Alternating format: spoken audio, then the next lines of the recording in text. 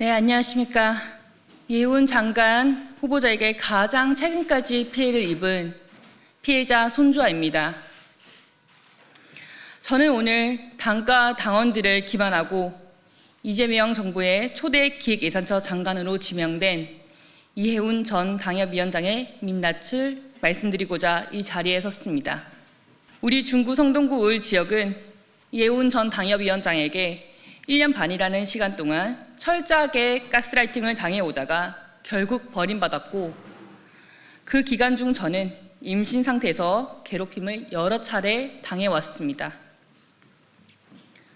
사건은 2024년 4월 이해운 전 당협위원장 본인 총선 과정에서 해당 행위로 국민의힘에서 제명당한 기초의원을 선거 캠프에 합류시키려는 일이 있었습니다. 제명당한 이 기초의원은 민주당과 야합해 제명을 당했던 인물입니다. 저 포함 구의원 3명은 해당 과정에서 당과 후보에게 분명한 부담이 된다고 판단돼 문제를 제기하였습니다. 그런데 그 일이 있은 후부터 오히려 총선 운동 과정과 이후 당협 활동에서 배제를 시키며 당협 내 갈라치기를 시작하였습니다. 총선 이후 이해운 당협위원장은 낙선의 핑계를 해당 구의원 3명에게 탓하였고, 2025년 2월에는 사람을 매수하여 허위 사실로 윤리위원회 제소가 이루어지도록 하였습니다. 당시 저는 임신 초기였습니다. 작은 스트레스에도 매우 조심스러운 시기라 허위 사실에 대한 소명으로 끝낼 것이라 생각하여 크게 신경 쓰지 않으려고 노력했습니다.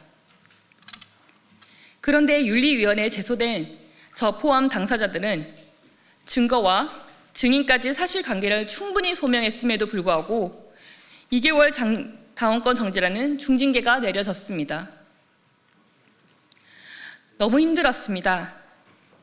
열심히 지역과 당을 위해 일해온 저에게 힘으로 거짓 증인까지 내세운 당협위원장의 괴롭힘을 겪으면서도 당시 저는 제 아기를 지키기 위해 더 이상 그 무엇도 하질 못했습니다. 그렇게 이해운 전 당협위원장은 당협위원장이란 힘을 이용하여 허위 증인까지 하게 하고 우리 국민의힘 중앙당까지 기만하며 힘을 가시하는 행동을 보여주었습니다.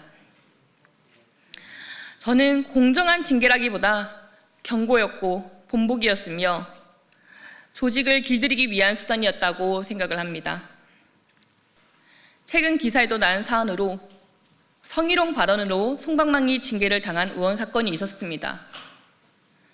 중구 의회 내 동료 여성 의원에게 아버지 뻘인 사람과 사귀는 사이다, 중구 여자와 술을 마시면 술맛이 떨어진다라는 등 2차례의 성희롱, 여성 비하 발언을 한 전력이 있는 지역구 의원을 자신에게 매우 잘하고 있다는 이유만으로 징계는커녕 의회 의장에게 징계에 대한 사안을 봐달라는 취지로 감사하며 자신의 정치적 채찍꾼으로 두었습니다. 이번 이재명 정부에서 이해운 전 당협위원장에게 내린 인사는 기획예산처 장관 자리입니다. 하지만 이해운 기획예산처 장관 후보자는 그 자리에 걸맞은 인사가 아닙니다. 정당에 속해 정치를 하면서 당파성에 매몰돼 사안의 본질과 국가 공동체가 처한 위기의 실체를 놓쳤음을 오늘 솔직하게 고백한다라고 말한 이해운 장관 후보자에게 되묻고 싶습니다. 후보자님, 혹시 장관이란 자리에 매몰돼 본인이 과거에 일으킨 행동들에 대해서 국민 앞에 부끄럽진 않은지요?